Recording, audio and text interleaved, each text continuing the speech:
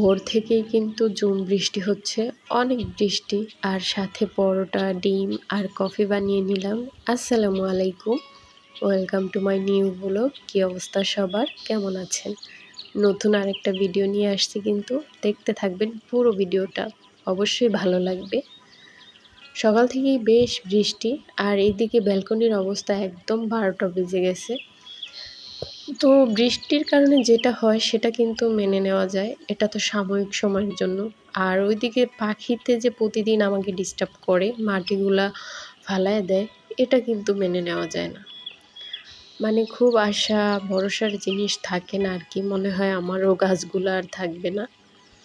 তো এখানে তো প্রচুর বৃষ্টি হচ্ছে, আমি ভাবতেছিলাম এখন হচ্ছে চা কফি কিছু একটা খাইলে ভালো লাগবে। চলে গেলাম রান্নাঘরে, সাথে চা কফির সাথে কিন্তু আমি পরোটাও করে নিচ্ছি। যেহেতু ফ্রোজেন পরোটা ছিল, তাই 2 পিস পরোটা ভেজে নিলাম মচমচা করে। আর সাথে হচ্ছে দুধটা গরম করে নিচ্ছি, ভাবলাম দুধ চা করবো না, কফি বানাবো। দেখা যায় আমার বাসায় কফি আর দুধ চা থাকেই, মানে আমার রুচি অনুযায়ী যেটা আমার খেতে ইচ্ছা করে ওটাই খাই।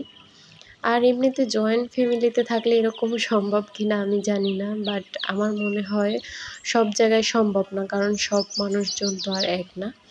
কিছু কিছু জয়েন্ট ফ্যামিলি আছে, দেখা যায় অনেক গ্রুপে পোস্ট করে অনেক মেয়েরা যে মানে খাওয়ার সময়টুকুও পায় না, এবং সবার শেষে খাইতে গেলে নিজের খাবারটুকুও পায় না। তো সেই ক্ষেত্রে আমার মনে হয় একা থাকাই ভালো, হাজবেন্ডের সাথে আলাদা। এটাতে কোনো পাপ আছে বলে আমার জানা নেই, বরং এটাতে একটা দেখা যায় সম্পর্ক ভালো থাকে, দূরে থাকলে একটা মায়া থাকে, টান থাকে আত্মীয়-স্বজনের প্রতি। তো যাই হোক, এসব জ্ঞান না দিই মানুষদেরকে, নিজের মধ্যেই রাখি।